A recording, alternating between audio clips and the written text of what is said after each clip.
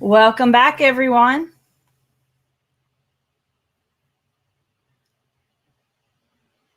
Welcome back, everyone. Sorry about that. We are getting ready to launch into our second virtual tour at the Tanger Center as we explore the Meyer Constellation system. And joining us today will be Jason Saja. Just a reminder, we are giving away a pair of headphones, compliments of Sennheiser. And so make sure you guys tune in this at the keynote for that announcement. And without further ado, here we go.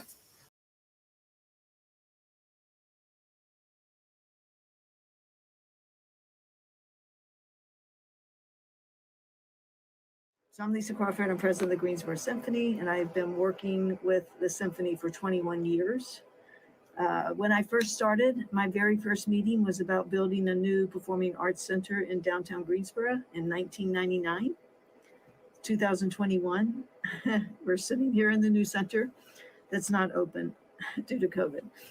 Yeah, I think my central goal was talking to our donors because people didn't think it was going to be good for the symphony, and they thought it was terrible to think that that we would move into a 3,000 seat hall. So that was the whole. If we didn't have the Meyer Constellation system, we wouldn't have been able to come in here. To talk about the Constellation system, first is to talk about room acoustics. My name is Cliff Miller. I'm president of SE Systems here in Greensboro, and we were the installer for the Meyer Constellation system here at the Tanger Center. The main reason for the Constellation system to start with is to be able to better use a room for multiple purposes. So the Constellation is the bridge between a dead room and a concert sounding live room. We sent our music director out to Berkeley to visit Meyer, and then also to hear a hall where they could turn off the Meyer system.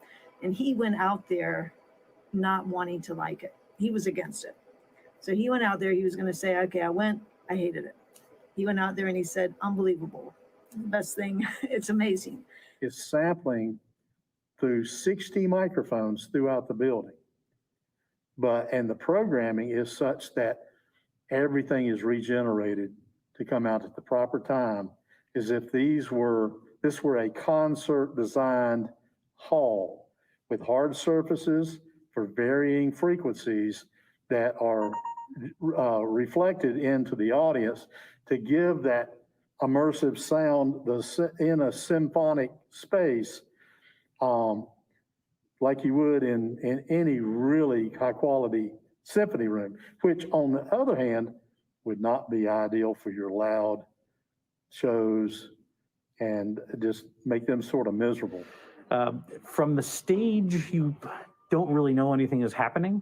And then when you go out into the hall and then you hear it so resonant, it's kind of defies the physics of you're standing, 100 feet away and it doesn't sound like dead. My name is Evan Feldman. I'm the principal guest conductor of the Greensboro Symphony, and I also teach at the University of North Carolina, Chapel Hill. And this is my, third time using the system. We kind of piloted it back in mid-March, right before the pandemic kind of took over everything while they were tweaking it. And that was a pretty cool experience to see them measure reflections and adjust things. In this room, for example, there are 90 small powered loudspeakers that are all located behind the insulation and the fabric, invisible to the concert goer in this room.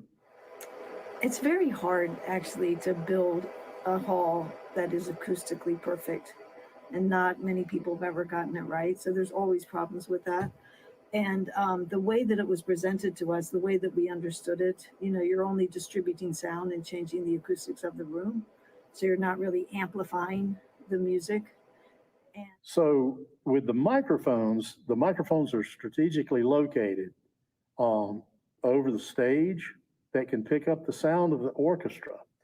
And what it can do is once it's picked up by the microphones for the orchestra, it can be regenerated through those loudspeakers at, say, the appropriate time from a point on the stage to the point where a reflection would normally happen in the room and reproduce from that point into the room.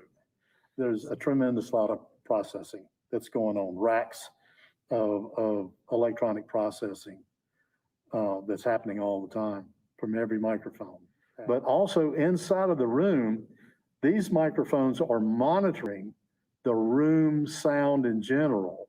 So it gives you the idea of the size of the space and the amount of sound that needs to be coming out of all the speakers. And once we heard it and realized what it was, I mean, you're just pushing sound out basically, and then making every part of the room sound the same. So others work on delaying the speakers and only the reinforcing a sound from a point. It's not actually taking the room itself into account. So The biggest challenge is, I think, is not in the hall. I think in the hall, it's going to sound great. I think the challenge is on stage, getting the players to be able to hear side to side.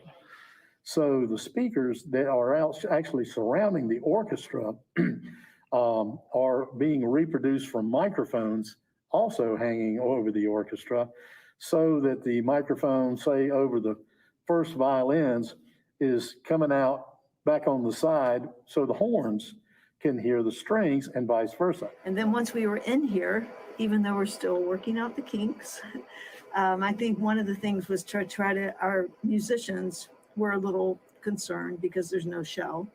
From what I can tell from the Greensboro Symphony Youth Orchestra concert and the folks who are sitting in the house today, that the balance is pretty good in the hall. Sounds pretty good.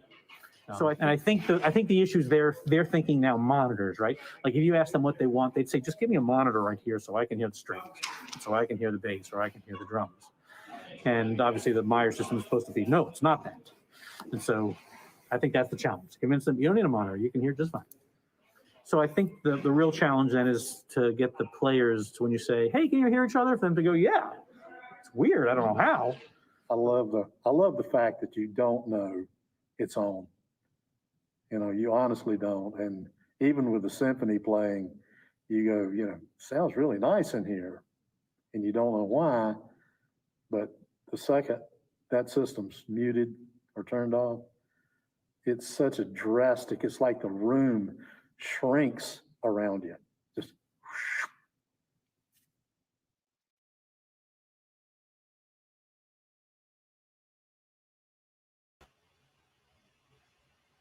All right. Well, without further ado, I'm going to go ahead and bring Jason Saja on. Hello. Welcome, Jason. Thank you. Thank you, Thanks Liz. thanks for joining us. I hope there's lots of questions about this system. I'm very, very interested. I've not been able to listen to it, and as a mix engineer, it kind of blows my mind because I feel like this whole thing just kind of defies just, I don't know, natural physics, right? Like room acoustics. I mean, it's all digitally processed. So do you want to go into a little more detail on how it kind of operates and on the user end and everything? Yeah, it's really kind of interesting from an end user standpoint. I showed a little bit of the user interface in the video. It's really just a simple push button recall some presets.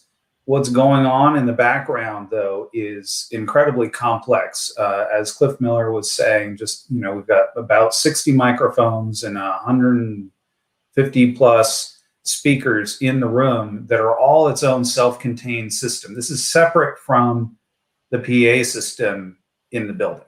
So this is purely dedicated to the room acoustics and the virtual orchestra shell. And that's actually why I brought in, for this video, I wanted to hear from Cliff Miller, who's been instrumental in installing it, and hear from Lisa and Evan from the side of the symphony orchestra, who are the primary users and essentially our customers and clients, the reason that we even have the system.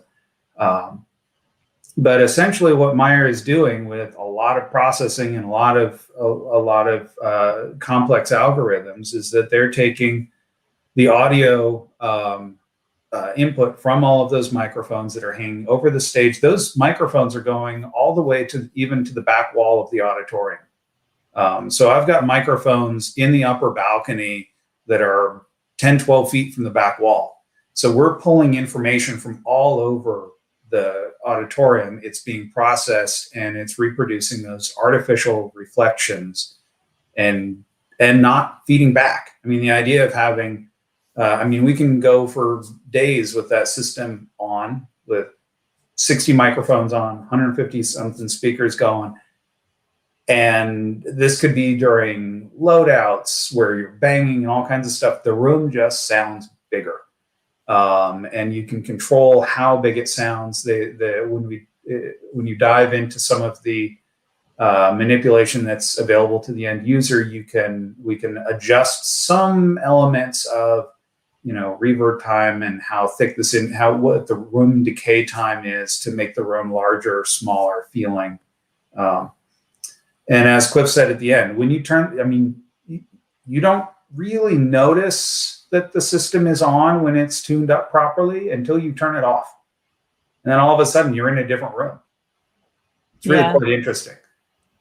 I think for me, it would play with my head a bit, because when I go into a space to mix, I always kind of analyze the room and I look to see what kinds of things are going to be problematic, whether I'm going to possibly have more low end in my mix position or just in the room in general, or, the reflection surfaces versus the absorptive surfaces.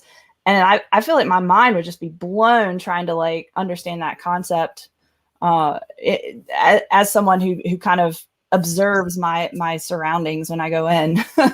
Well, the nice thing is that it's really intended to be transparent. So when you walk into the room, you really end up, if you have the system on, you shouldn't even notice it. And it's granted, we're primarily gearing it towards acoustic performances. The symphony orchestra for classical concerts, Beethoven symphonies, are not going to be amplified in the auditorium, and it's a 3,000 seat space. It's a big room for a concert, or for a symphony concert.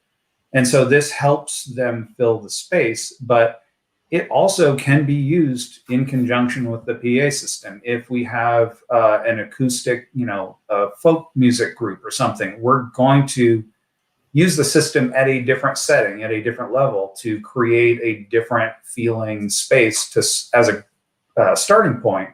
And on top of that, you end up mixing just the way you normally would. And the room is balanced pretty well. I will answer the question. Harrison was asking what the system was being tested. So we first had the symphony orchestra in with folks from Meyer Sound. It was actually early March, right before everything shut down. And that was the symphony's first opportunity to be in there. It was not a full and complete test. We were frantically trying to finish construction and various other things. And it was just when I was doing those interviews about 2 weeks ago that was the second time that the actual symphony orchestra was back in the space playing, albeit socially distanced. Everybody was wearing a mask.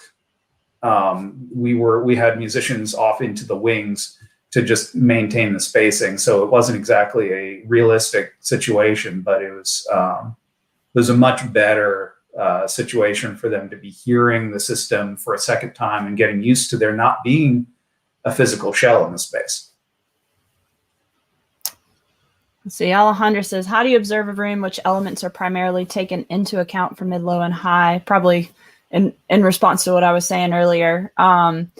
And if you are going to either the Live Sound workshop by Danny or Kyle, both of them are going to talk about this as well in their workshops. But just as a quick note, as a mix engineer, your first thing is to try and avoid feedback, right? Like that's sort of you want it to sound good and you definitely don't want anything to feed back. And so I always try to think ahead as to things that might contribute. So if it's a really live space or really, boomy space, all of those things contribute to potential causes for feedback. And I think and I will point out the system is a full range. I know photo-wise, we only really showed relatively small speakers. There were sort of mid-range speakers that were around the orchestra as part of the virtual shell. There were also subwoofers. There are subwoofers throughout the auditorium just for the Meyer Constellation system. So it really is a full range system. There are speakers hanging over, there's speakers on the proscenium itself, firing both down and out towards the audience. There's speakers over the entire seating area at various points. So it's covered pretty completely. And it's interesting when you put it through a system test, you can have it announce it announces which speaker number you're sending to. And so it basically, it's somebody's voice that's talking, and you keep going and going and going and realize how many speakers are embedded in the walls and everywhere where you can't see them. Do you know how many speakers are in the room? It's somewhere around 160. I'd have to count up exactly what it's documented, but I keep losing some of these numbers in my head, but it's somewhere around that many. And again, that's not the PA system. That's just for the room acoustics. Wow. Sorry, we got another question coming in. Fred, have there been any surround recordings attempted in the space? It'd be interesting to see how well it translates. There have not been any recordings like that yet. So far, the only recordings have been a couple of stereo pairs. Again, some of the footage that was used was the symphony was recording a presentation for the local school system that obviously, due to COVID, we can't have 3,000 kids piling into the auditorium. So they ended up deciding, following the various musician union guidance for the pandemic, to do some performance and get a videotape so that they could get that out to the students. But we've not actually tried any surround recordings. I think it would sound natural, honestly, because you can walk around the space and it sounds natural. That's the whole point. It doesn't sound, it's so much better than if you just plugged in like a reverb unit. It's a completely different thing, even though you could think of about it in that way, but it's much more complicated and it's much more realistic.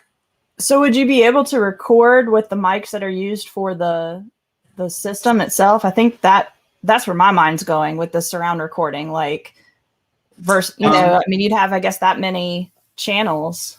And it's not close mic'd. So you're not going to get, I mean, technically, because the Meyer system is all network based. So all the processors, once the microphones go into a IO box, all the communication is over network between all the processors. Yes, in theory, you could pull audio out, but it's not going to give you what you'd consider a viable recording, I don't think, because nothing's close mic'd, it's area mic'd, but it's what's needed for that system.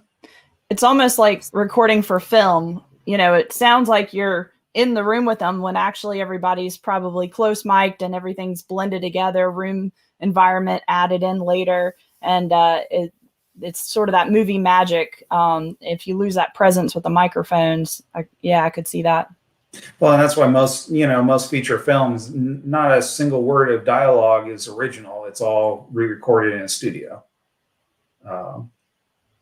But yeah, so yeah, we don't want to get too far into mic techniques, but right. We got another, I think, question coming in. What is the purpose or big dreams for the Tanger Center? It's a good question. Opening. Yeah, give them a little bit of background on that. Yeah, so a little bit of history. The Stephen Tanger Center for the Performing Arts in Greensboro, North Carolina is it is a city, part of a city entity. We actually fall under the Greensboro Coliseum Complex department in the city of Greensboro. There was a facility, another performing arts center called the War Memorial Complex that existed for 40 some odd years, I think, that basically was getting old, disrepair, and the decision was made to create a new performing arts center in downtown Greensboro. And that's what the Tanger Center is.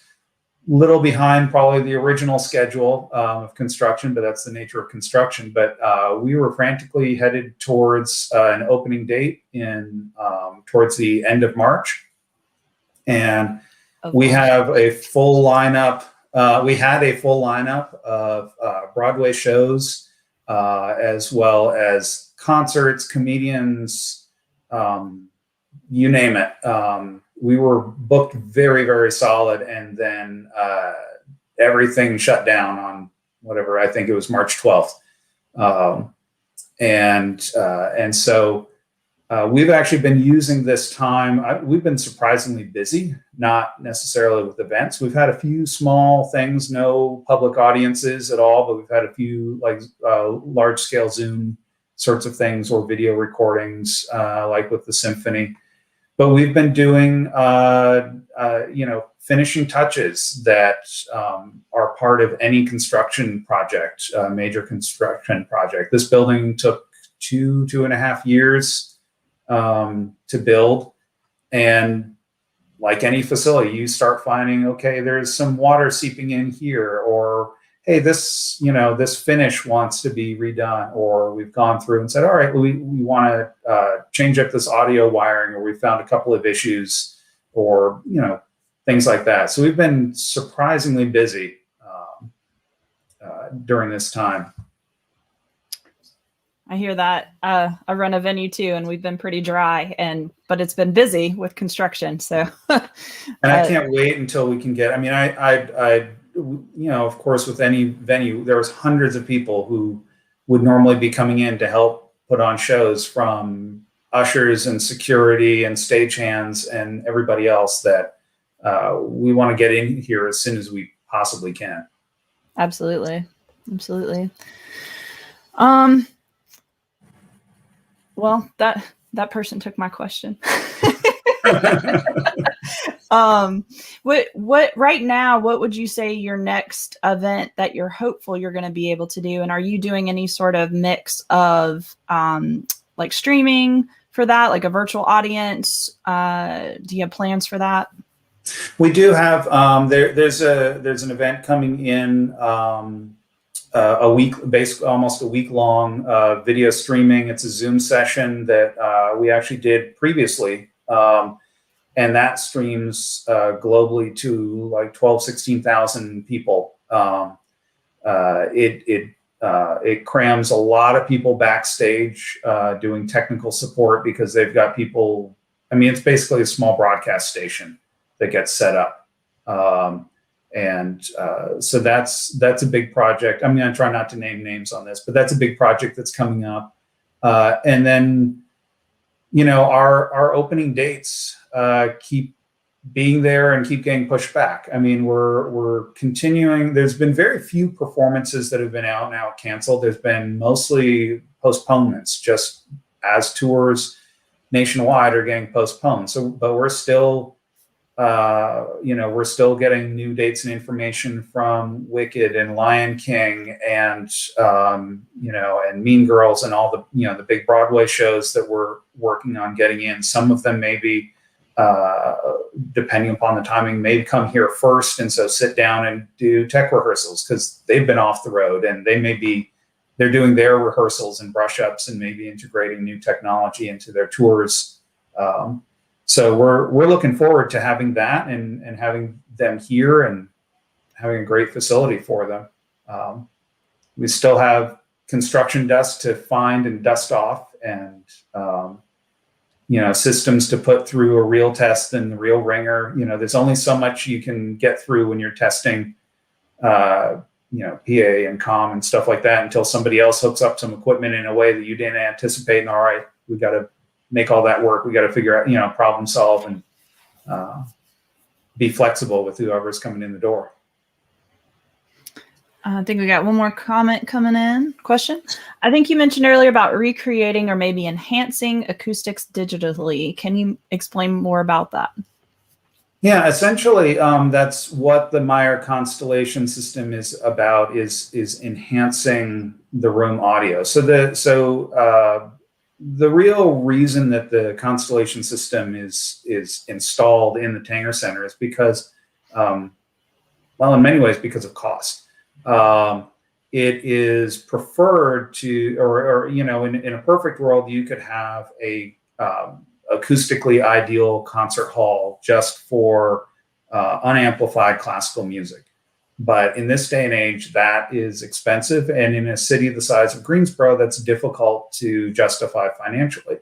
So what the Constellation system has allowed us to do is to build an auditorium that is acoustically designed for rock and roll, Broadway. You can bring those shows in here, and the room is acoustically relatively dead. But with the Meyer Constellation system, you can liven that space up incrementally to the point at which it sounds like a concert hall, and you can tune it to different sorts of feel and size as needed. But that is a relatively small cost to compare to a brand new facility that's just dedicated for classical music. And so that's kind of where that all stems from. And you said it was one of the few in the U.S. Well, and this is the largest installation in the U.S. of the Meyer Constellation system. So we're happy to be the home of a big system like this. It's ideally, I think, put into a brand new facility. So there were a lot of design elements that worked around the Constellation system. So as they were going through and installing things, they might find that maybe there was a wall stud, behind one of the behind some of the fabric on the side that was in the way of a speaker. Well, that speaker ended up taking priority in this situation. So they actually moved things around and adjusted parts of the building to make sure the speakers were able to be in the correct places that they needed to, as designed in the system. Very cool. If you guys want to go visit tangercenter.com, and if you want to check out more about the Tanger Center and events that they are hoping to be coming in on the horizon. And we want to thank Jason for your time today. And our next thing up, guys, is workshop session 2. So make sure you check your itinerary for your Zoom link for that. Thank you very much, Liz.